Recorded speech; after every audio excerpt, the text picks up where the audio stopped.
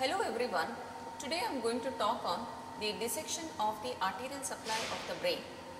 So brain gets a copious arterial supply from two systems. One is a vertebral system and the carotid system.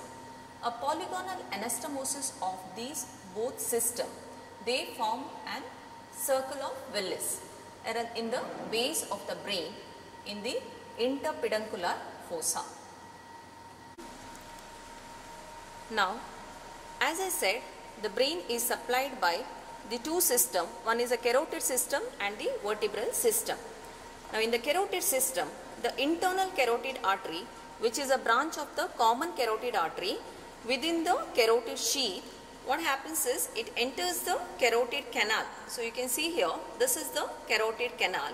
It enters the carotid canal in the petrous part of the temporal bone. This is a petrous part of the temporal bone, and it enters through that and enters the foramina lacerum and reaches the middle cranial fossa. This is the middle cranial fossa. Now once it reaches here, now this is the internal carotid artery.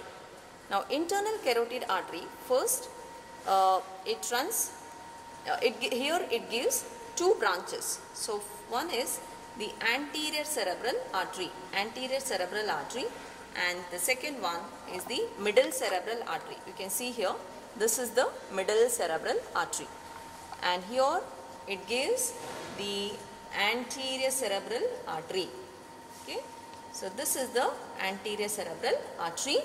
Now anterior cerebral artery, which is a branch of the internal carotid artery, first it runs medially above the optic nerve. Now you can see here, this is the optic nerve, optic tract, and this is the optic chiasma.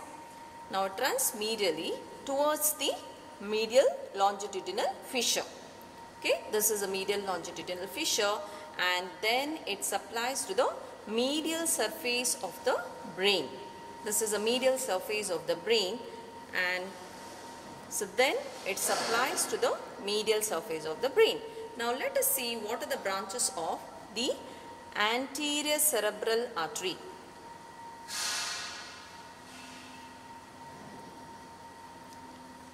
This is the medial surface of the brain, and the branches of the medial surface of the brain is here it gives a first branch. This is the anterior cerebral artery, and here you can see the first branch, which is called as the orbital branch. So orbital branch, which is supplying to the orbital surface of the frontal lobe. This is the orbital branch. The second branch, what you can see here, is the frontopolar branch. Okay, so this is a frontopolar artery which is supplying to the medial surface of the frontal lobe. And also you can see here, this is the pericallosal branch. Okay, pericallosal branch, and this is supplying to the parietal lobe and also the precuneus. Okay, yeah, and also there is a callosal branch. So this is the callosal branch, what you can see here, this is a callosal branch, and this is supplying to the paracentral lobule. Okay, and also the cingulate gyrus. Okay, here you can see this is a corpus callosum, and this is a cingulate sulcus, and this is a cingulate gyrus. So these are the different branches of the anterior cerebral artery. There's one more, a very important branch, which is called as the medial striate branch. Now this medial striate branch, which is called as the recurrent artery of Hubner. The medial striate branch, which is called as that's the first branch, and here that is the first branch, which is called as the recurrent artery of Hubner. So this is about the anterior cerebral artery and its branches.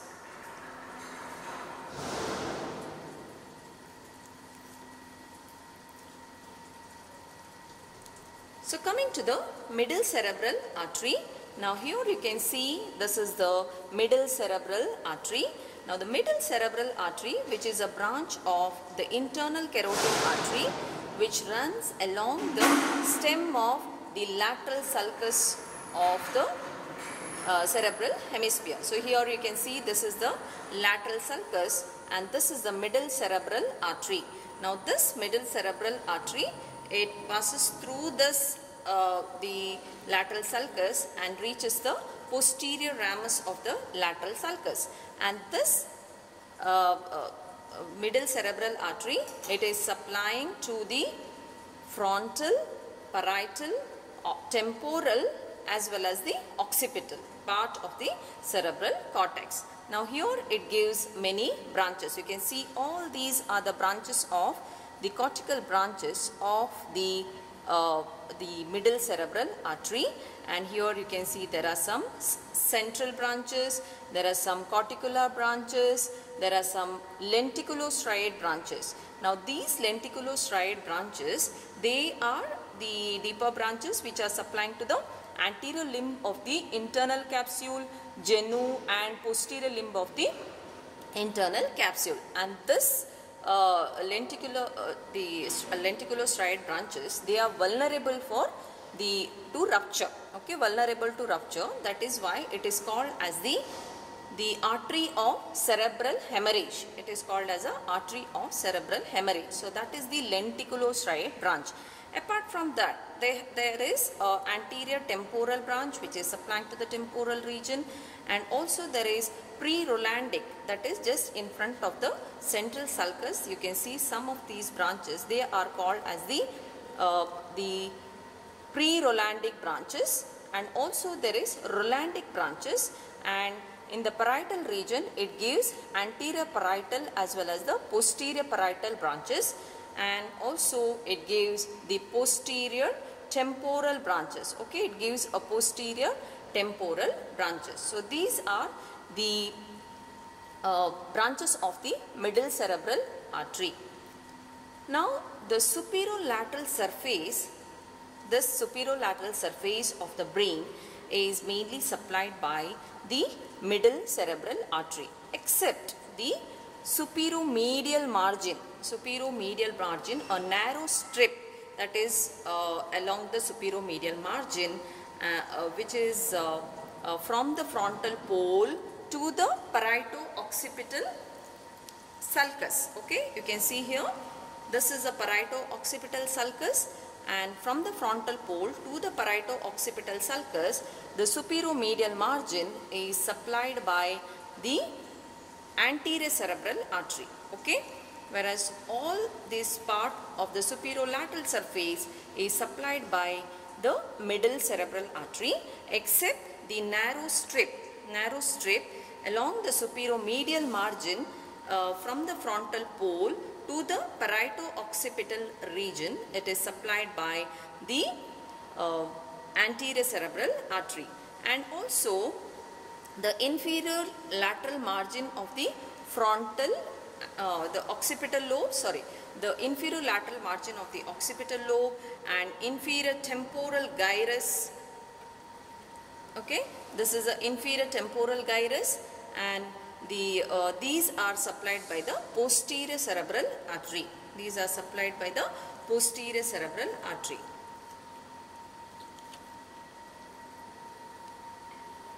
Now here you can see this is a temporal lobe, this is a superior temporal gyrus, and this is a inferior temporal gyrus. So this part of the brain, the cerebral cortex, is supplied by the posterior cerebral artery.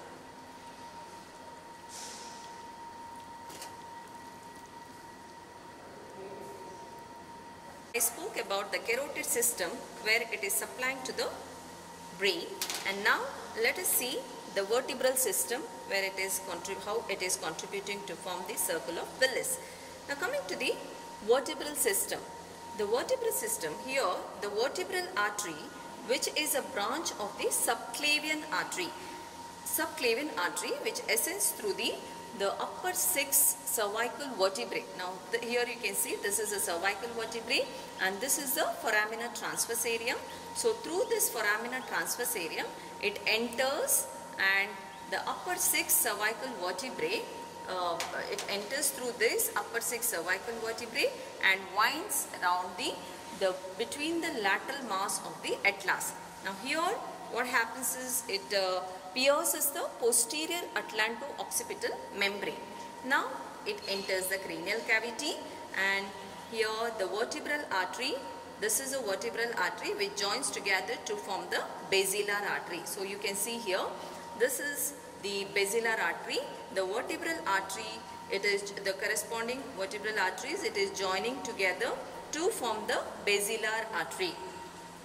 Now this basilar artery at the upper border of the pons, you can see here, this is the upper border of the pons or the superior border of the pons, where it is dividing into the posterior cerebral artery. So this is called as the posterior cerebral artery. Now this is the branch of the basilar artery. Okay, basilar artery, it lies on the basilar sulcus of the pons. So you can see here, this is a pons and this is the basilar sulcus of the pons. Now the basilar artery, it is situated in the basilar sulcus of the pons. Now here it gives the terminal branch, this is called as the posterior cerebral artery. Apart from this, the basilar artery also gives the pontine branches. You can see here, these are the pontine branches, okay, the pontine branches, and also it gives a labyrinthine artery, and it gives a anterior cerebellar artery or the superior cerebellar artery, anterior inferior cerebellar artery, which is supplying to the cerebellum. This is supplying to the cerebellum. So the basilar artery gives, one is the pontine branches, these are the pontine branches, and also it gives the anterior inferior cerebellar artery, and here at the superior border of the pons it gives the posterior cerebral artery, and also it gives the the posterior cerebral artery. Sorry, this is a posterior cerebral artery and this is the anterior inferior cerebellar artery, and this is the pontine branches, what you can see here, and also you can see here this is a labyrinthine artery. Okay, so this posterior cerebral artery, now this posterior cerebral artery gives some branches. They are called as the posterolateral striate branches and cortical branches it gives, and also the posterior choroid branches. Okay, now these cortical branches, which are the branches of these posterior cerebral artery, it is supplying to the cuneus, precuneus, occipital pole, as well as the inferior surface of the temporal lobe. So that is about the vertebral artery, which is supplying to the brain.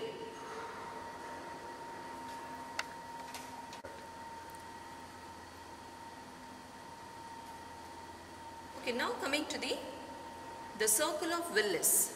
Now the circle of Willis is the polygonal anastomosis in the base of the brain. It is a polygonal anastomosis at the base of the brain in the interpeduncular fossa. Now this is the interpeduncular fossa. Now what are the boundaries of the circle of Willis? Anteriorly, it is by these anterior communicating artery. Now this is the anterior cerebral artery, which is a branch of the internal carotid artery. So this anterior cerebral artery communicating with the opposite anterior cerebral artery by the anterior communicating artery. So you can see here, this is the anterior communicating artery. So this forms an anterior boundary. Anterolaterally, it is formed by the anterior cerebral artery. So this is the anterior cerebral artery. Anterolaterally, it is bounded by the anterior cerebral artery. And posteriorly, you can see here, posterior boundary, it is formed by the posterior cerebral artery. and also the posterolaterally, you can see here, this is the posterior communicating branch from the posterior cerebral artery to the internal carotid artery. You can see here this branch is called as the posterior communicating artery. So this is the posterior communicating artery in between the internal carotid artery and the posterior cerebral artery. Okay. So this is how it forms the circle of Willis. Now this point is called as the dead point, where it equalizes the pressure between the two systems, that is internal carotid artery and the vertebral artery. So that is about the circle of Willis.